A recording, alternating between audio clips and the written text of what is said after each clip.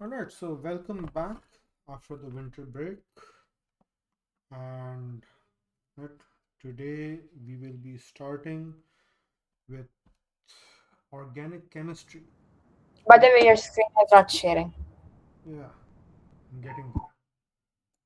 So, organic chemistry is, for some reason, a chapter that students struggle with. Right, so obviously, I'll be trying to make it as palatable as possible. Right, and on another good, like, high note or good news is we only have 4 chapters left in total, Yay, let's go. right, for the syllabus. So we did cover quite some good ground up till our last class in December.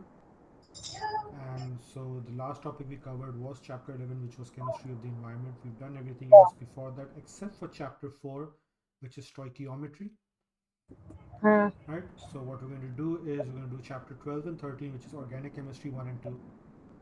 Okay. And then we're going to go back and finally deal with chapter 4, which is stoichiometry, Okay. and then do the last chapter, which is experimental techniques in chemical analysis, Okay. right?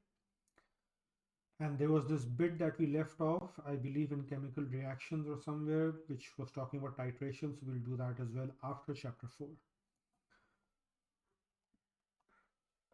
Okay. Okay, so let's get started with this and hopefully it goes well. So this is chapter 12, which is organic chemistry 1.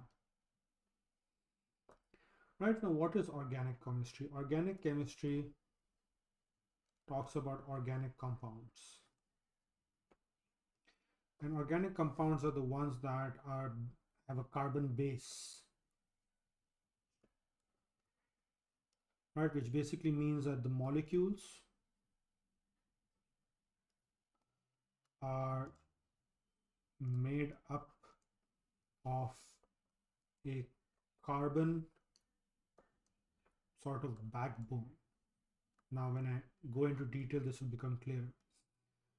To be, a bit more general, it's not just carbon, but organic compounds are primarily have 2 elements in them, which are carbon and hydrogen. Right? Why am I including hydrogen? Because if I say that they're based on carbon, then you would say, oh, well, graphite, right, which is C3, or diamond, which is C4, those are also organic compounds. They're not. Okay. Okay. So it's basically compounds that are primarily carbon and hydrogen, and then they can also have other elements along, right? So the next major one after hydrogen is oxygen. Then you can have nitrogen, you can have sulfur, you can have phosphorus, maybe some others,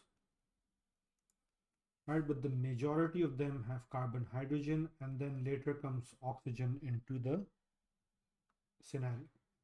Okay, so these are the 3 major players, but the 2 primary players are carbon, hydrogen, and the thing that actually classifies them as organic is the carbon itself. All right. So, and why are they called organic? Because it's something that you will find in living, right? These are the kind of compounds that make up living matter. So you're familiar with carbohydrates? Have you heard of those? Hmm. Right? Then you've got lipids or fats. You've got proteins, What is lipids? fats, oils, Okay. right? Now there are many different types. So just saying fats or oils is sort of like a very general category, right? So carbohydrates, lipids, and proteins are the major molecules that make up living matter. Again, saying carbohydrates, more toned down explanation for this is sugars, although not all carbohydrates are sugars, right? But I'm not going into that detail. That sort of takes us into the realm of biology. And so we are made up of these three compounds, or these three classes of compounds, uh, in different proportions, and even bacteria, even protozoa, animals, plants, algae, fungi, whatever, right? These are the three major players. And all of these have a carbon hydrogen structure, right? With oxygen or nitrogen or sulfur or phosphorus coming along for the ride. Okay. So Yeah. because these are the kind of molecules that are found in living matter, that's why they're called organic compounds. Now, an example other than what I've already given is, for example, oil. Which oil are we talking about? We're talking about petroleum oil, crude oil. And so the question then becomes, how is crude oil or natural gas organic? Can you think about that? Mm, mm, Because they are living matter. They used to be. So how do you get crude oil? Right? You get crude oil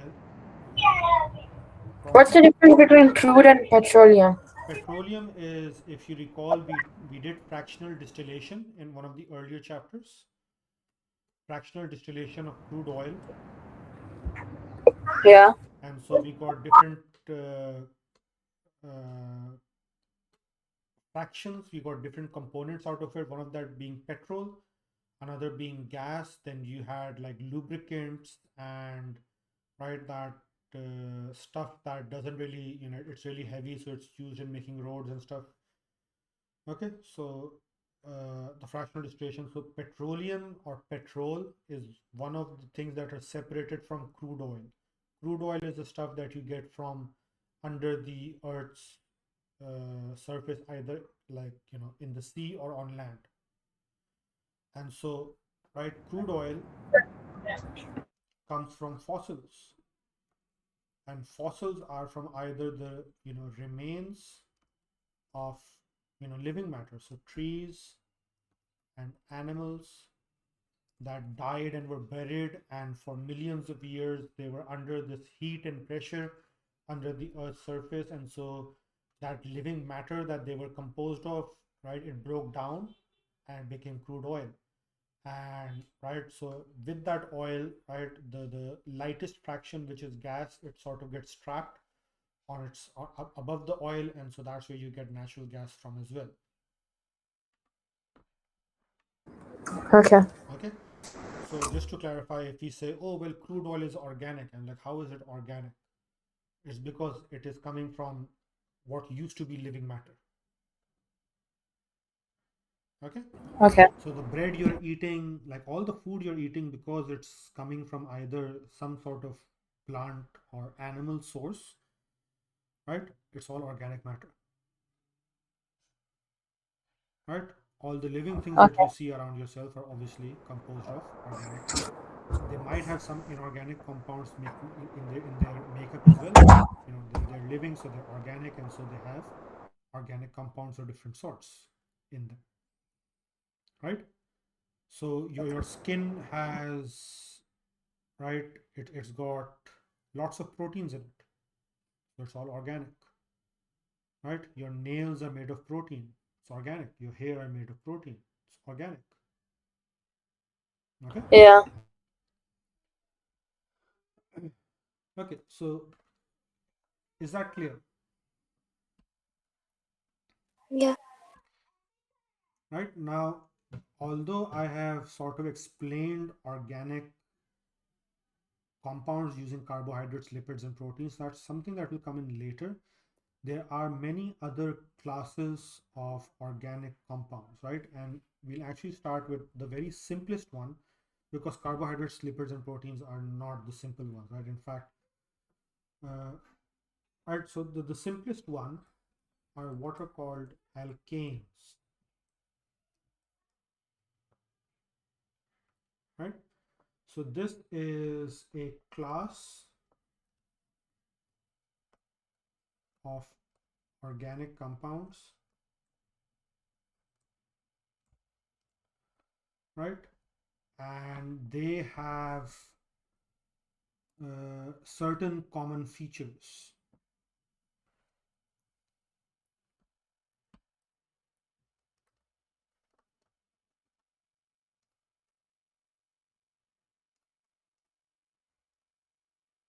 Like for example, right, their general structure.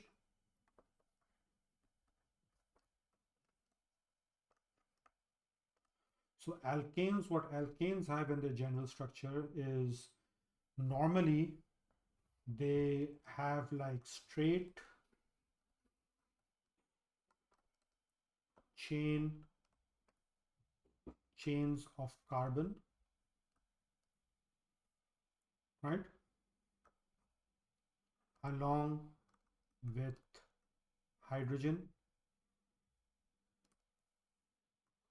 All the carbons form single covalent bonds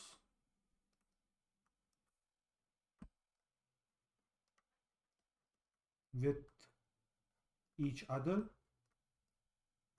and the hydrogens.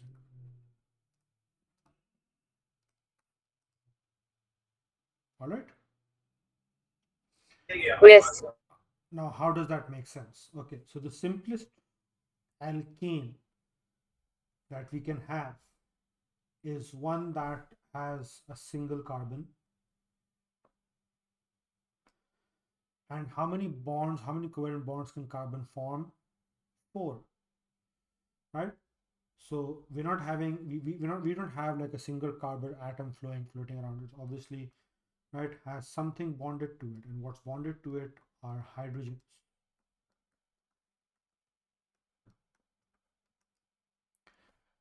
This is methane.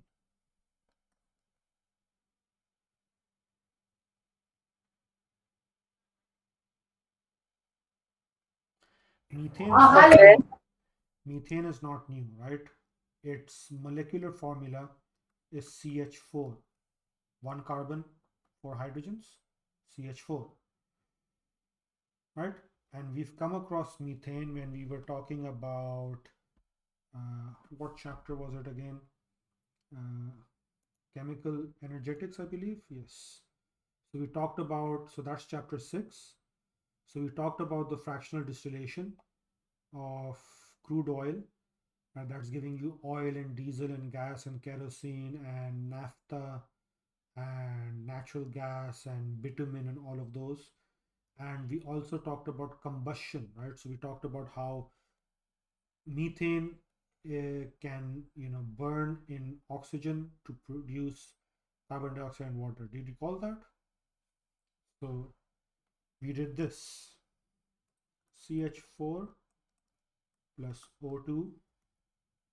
So CH4 is a gas, O2 is a gas as well, and that's giving us CO2, which is also a gas, and H2O, right, in this case as a liquid.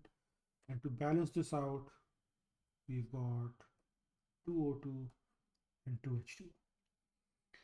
Does this seem familiar? Yeah. Right?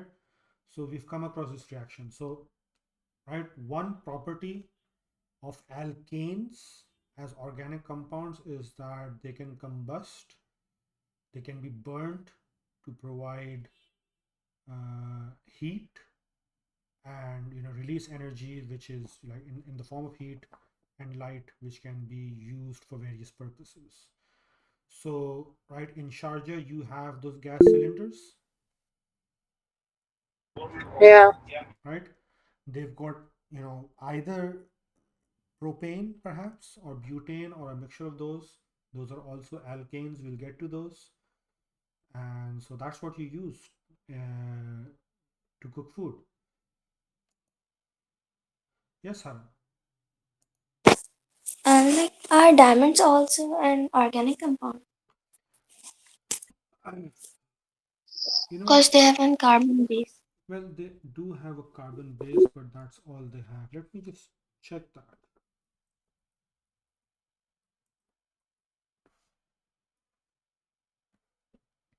Right, so diamonds are not organic, as I mentioned earlier, right? So I just cross-check that. And the reason for that is even though even the book they say, well, compounds that have a carbon base, but it's not just carbon. As I mentioned, right, the least that you need is carbon and hydrogen. Okay, that's the minimum. Oxygen is an add-on, right? And the reason I say that is because if you say, oh, well, carbon monoxide and carbon dioxide, they also have like a carbon base. And so carbon monoxide and carbon dioxide, so that's carbon plus oxygen. And so that would make it organic. No. The minimum you need is a structure which is made up of carbon and hydrogen. And so oxygen is sort of something that's added to it in certain places, but not all over the place. Okay? Yes. Hmm. Okay, so methane is like the simplest organic molecule you can have at all. It doesn't get simpler than that. Single carbon bonded with four hydrogen, single bonds all over, right, with each hydrogen atom. You've got four covalent bonds. Is that clear? Now, Yeah. obviously that's not all you have, right? You can have two, three, four, and so on. So you can have this.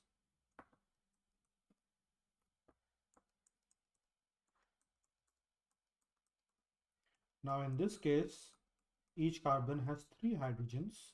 Why? Because there's a covalent bond holding the two carbons together, right?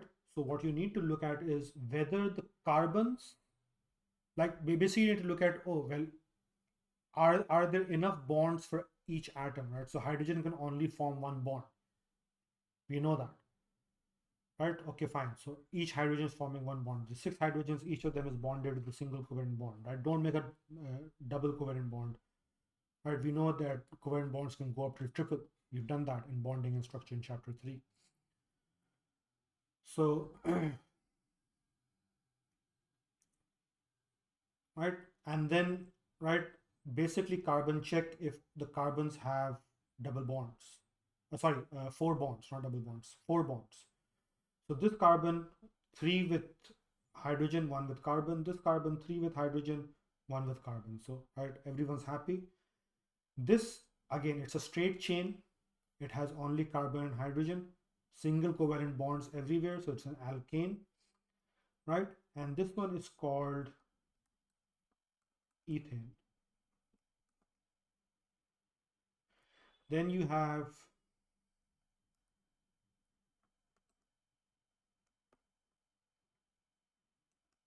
three.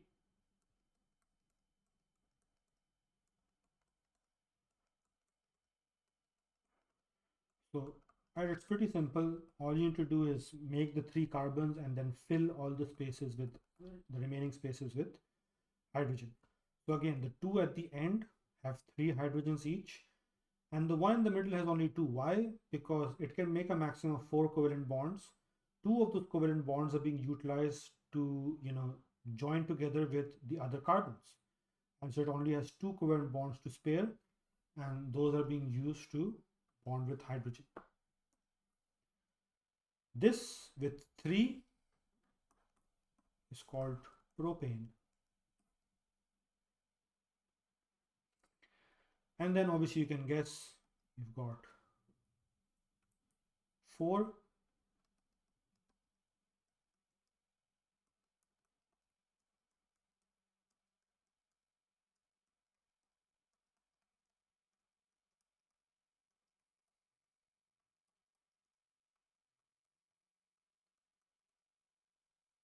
And again, the ones at the end, three each, and the ones in the middle, 2 each. Why? Because they're forming bonds with the other carbons as well, right? And this is called butane.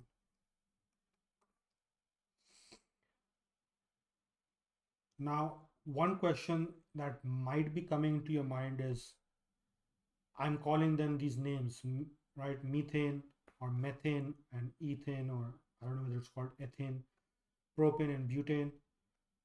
And how do I know what to call them? Do I just memorize this? Like, did you think of that, or were you thinking about the naming? No, sir. Not really, huh? No. Yeah, well, Could you please no, repeat that again? how to name the compounds, right? So that's something that you need to learn in organic chemistry, as right, along with the structures and everything. So I've drawn structures of 4 of them,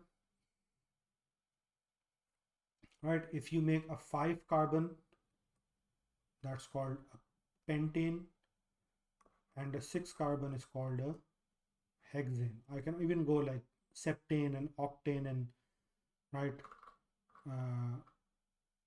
So this is right for 6. This is for 7. If there's 7 carbons, and you just draw a straight chain. And so how do I know how to name these? Well, it's simple, right?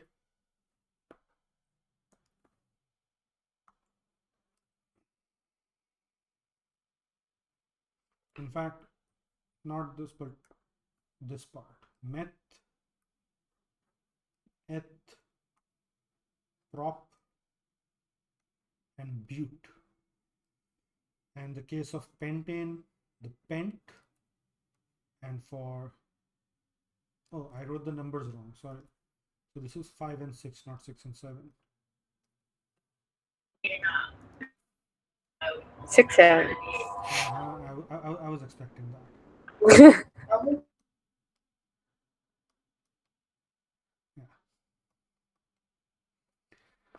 Okay. So you take these, right, suffixes, if you, sorry, prefixes if you want to call them, and right, if you memorize these will be helpful with other organic compounds that we come across, right? So naming organic compounds, you need 2 things. One is the number of carbons, and 2, right, which family they belong to. So as far as the number of carbons is concerned,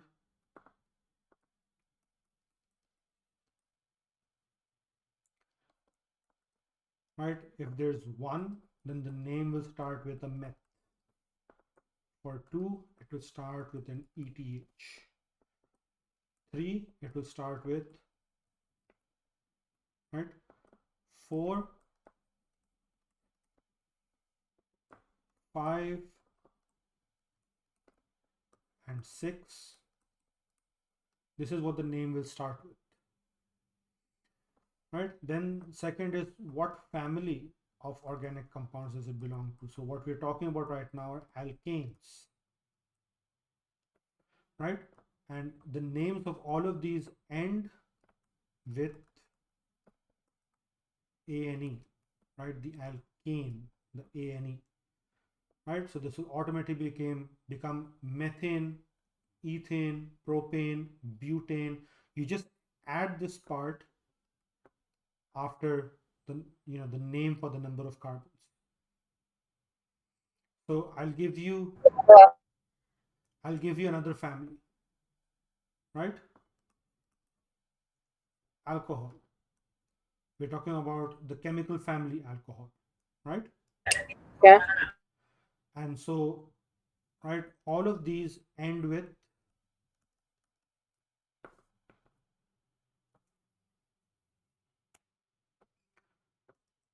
ANOL, anon. So what will you call an alcohol, right? Do you have an alcohol with Yeah, you do. Methanol. So what do you call it with one carbon? Methanol. Right? You have methanol. Then, Ethanol. Miriam, are you following? Yeah. Then Propanol. propanol. Then Butanol. butanol. Good. Then Haram, I'll let you do this one. Pentanol, pentanol. And then hexanol, hexanol. hexanol. Yeah. Right. And so,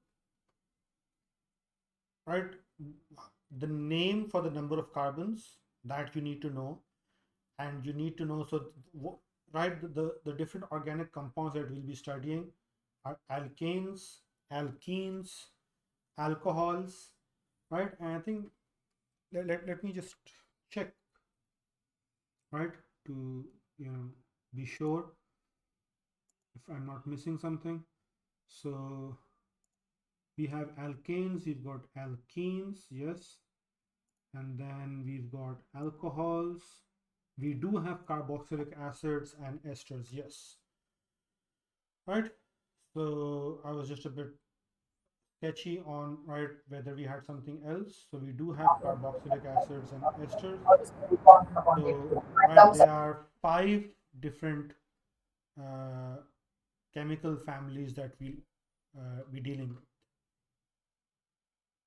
right? Yeah. Okay.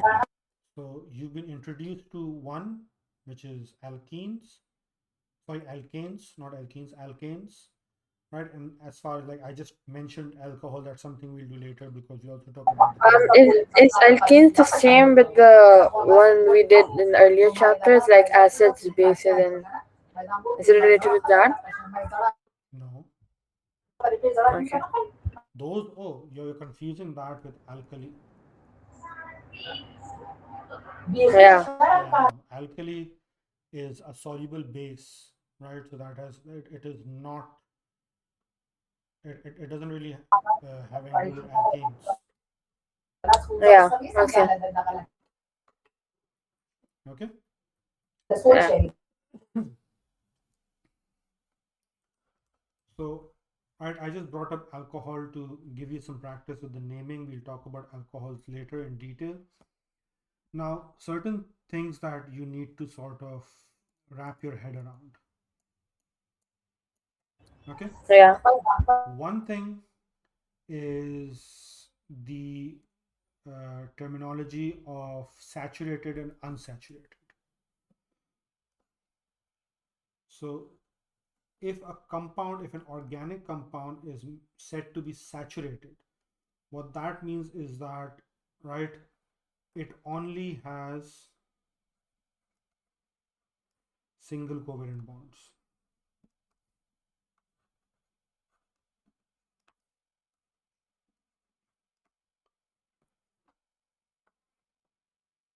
Right? Yeah. Okay. So as you can see with alkanes, they form, like, chains of carbon with single covalent bonds bonded to each other in the hydrogen. So all the alkanes are always saturated. Okay. The other term is unsaturated. Right. So obviously saturated, unsaturated. That means that the compound has at least one carbon carbon double bond.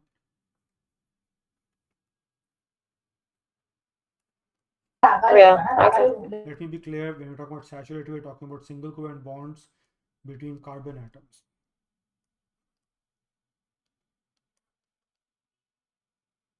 All right.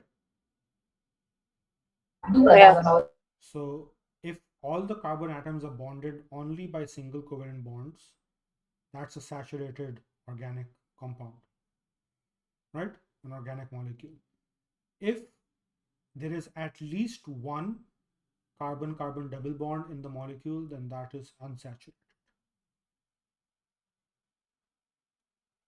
right? Now, if there's only one, it's called monounsaturated.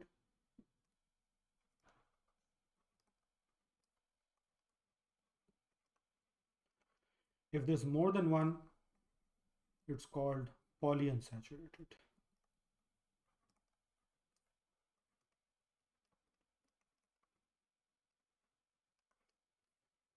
Are you following? Yeah. Yes. Okay. Like ethane is a monounsaturated. No? Yeah, it is a monounsaturated organic compound belonging to the alkane family. Okay. Right? In fact, I'm saying family, but I'm going to introduce a different term now, which is homologous series.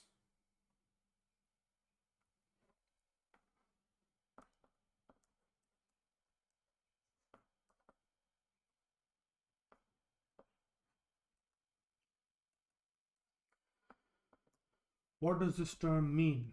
Just give me a sec.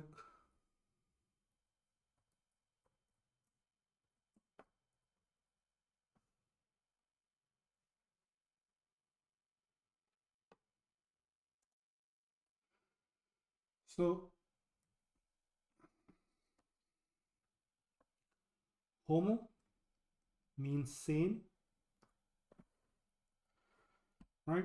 And logos, right, means either relation, position, or structure.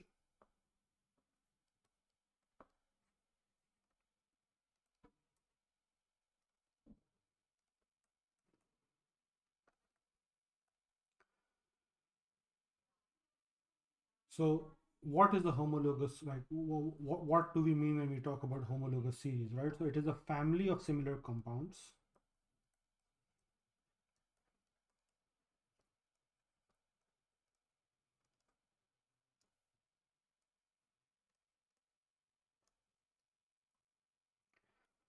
with similar chemical properties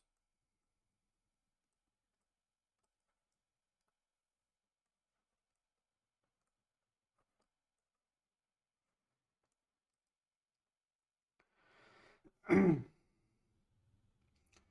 to the presence of the same functional group.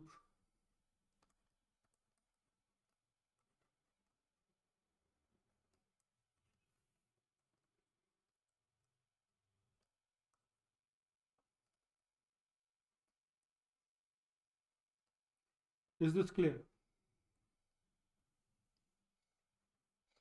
Yes. Right? So, methane, ethane, propane, butane, pentane, hexane.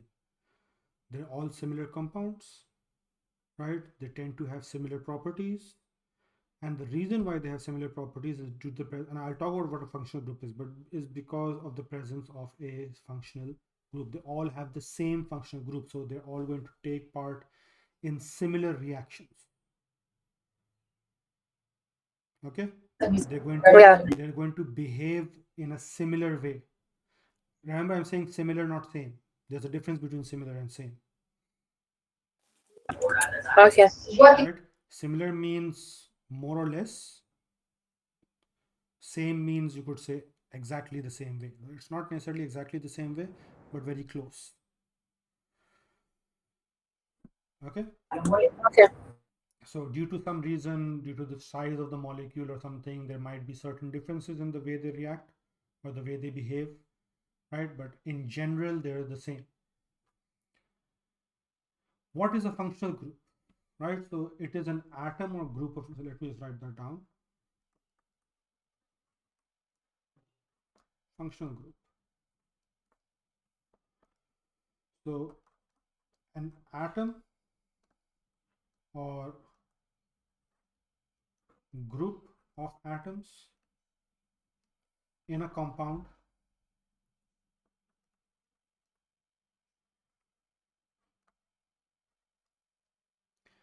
that determines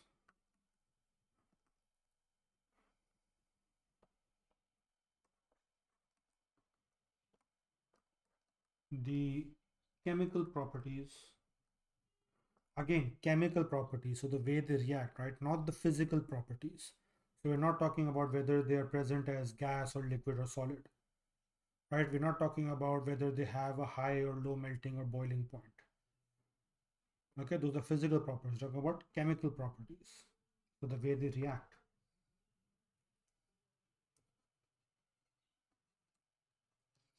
Chemical properties of a homologous series. Right, so you can see how these two are related. Now, the thing about, right, this might not make as much sense right now is because alkanes do not have a functional group.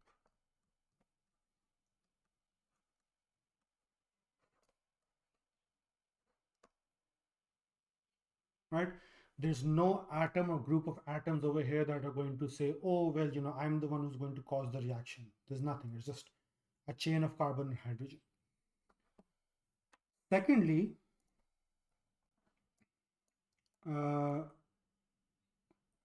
right, alkanes are pretty much unreactive.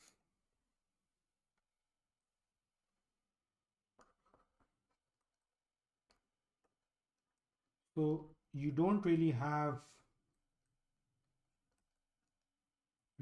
why am I missing? Unreactive, right? So you don't really have a lot of chemical reactions to talk about. The main thing that you have, right, is the combustion reaction, which I mentioned earlier for methane, that we've come across in chapter 6 as well earlier, right? And which I mentioned that,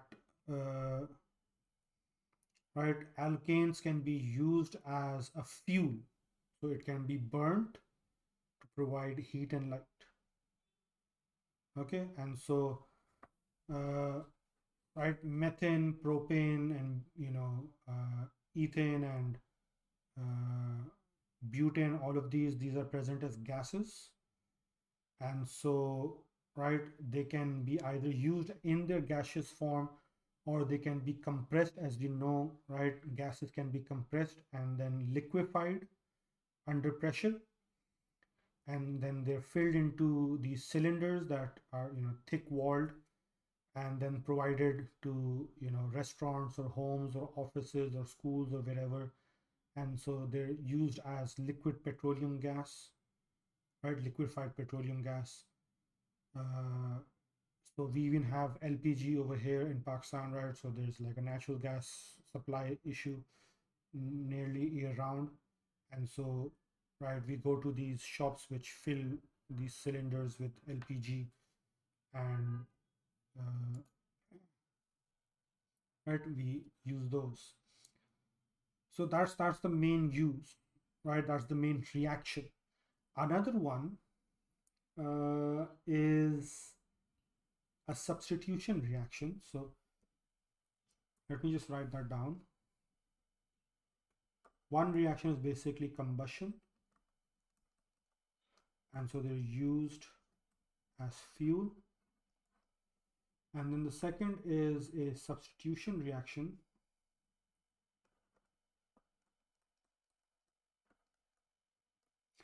You should be familiar what you do understand what substitution means, right?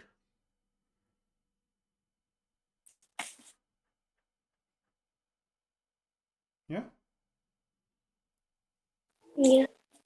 Substitution means replacing one for the other.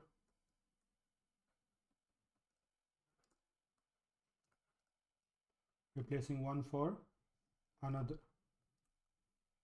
Right? And so an example of that is the reaction of methane with chlorine. And so what's happening over here, you've got methane, you've got chlorine gas, right? Both of these are gases. And so what you're ending up is CH3Cl. So one of the hydrogens from methane has been replaced by chlorine, and right, that hydrogen is going to bond with the other chlorine from the chlorine molecule, and give you HCl, right? Hydrogen chloride. All of these are gases, right? And so this is methane.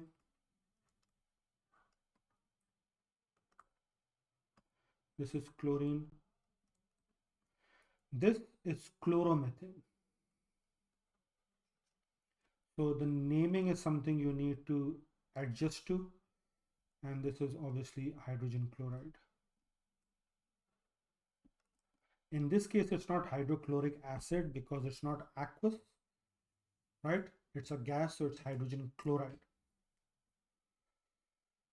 Now, this is not a reaction that just happens. It happens under certain conditions, right? Chlorine is a halogen, obviously, so halogens are reactive. And, right, in the presence of sunlight or ultraviolet light, either sunlight or UV, right, is you can get this substitution reaction going, right? This particular one, not all of them. And because it happens in the presence of sunlight or ultraviolet, the reason you need these, right, is to provide the activation energy. Remember activation energy? Yeah. Right, that's the energy required to get the reaction going. So it's provided by either sunlight or UV light. And because of that, it is called a photochemical reaction. So photo means light, chemical is obviously chemical reaction.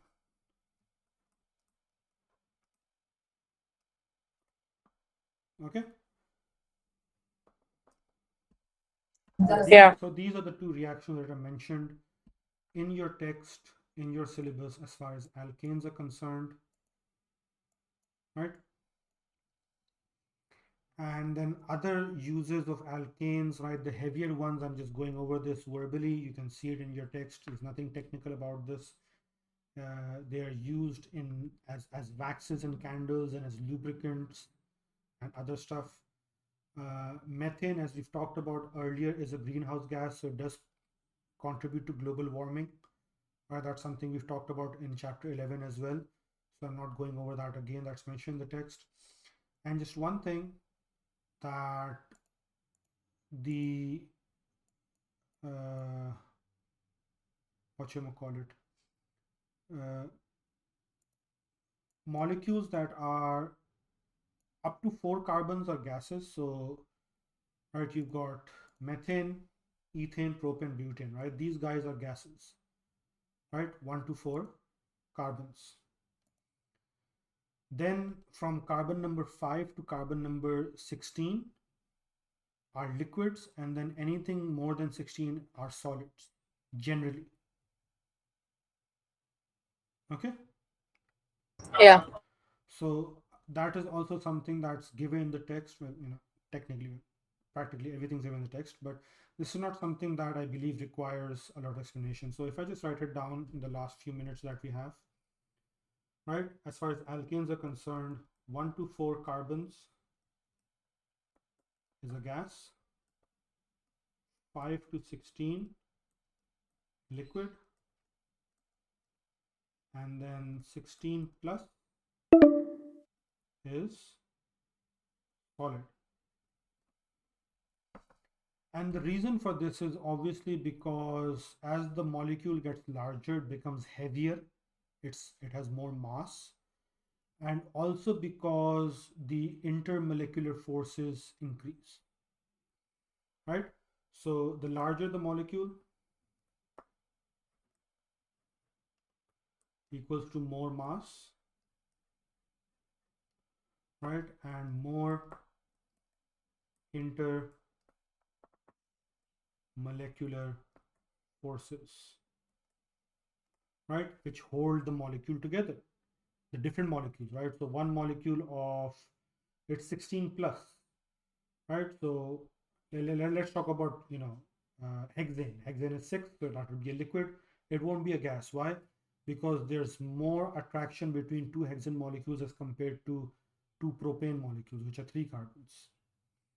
right? It's also heavier, and so right that causes it to be a liquid. It's not, it needs more energy because of its mass and because of the intermolecular forces to, you know, be further apart and therefore change its physical state to being a gas.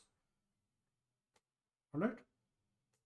Yeah. So under normal conditions, this is what you find as far as alkanes are concerned. Any questions? No. No. Are you guys sure? Yeah. Yes. Okay. Right. So one thing that's left to talk about is the displayed and structural formula, which is something I'll talk about tomorrow before moving on to alkenes, right? So that's all you need to know about alkanes. Seems simple enough, right? Yeah. Right. So tomorrow I'll talk about the structural and displayed formulae, and then we'll move on to alkenes and obviously make our way forward from there. I'll see you guys next class, inshallah. Inshallah. Allah Hafiz. Allah Hafiz. Allah.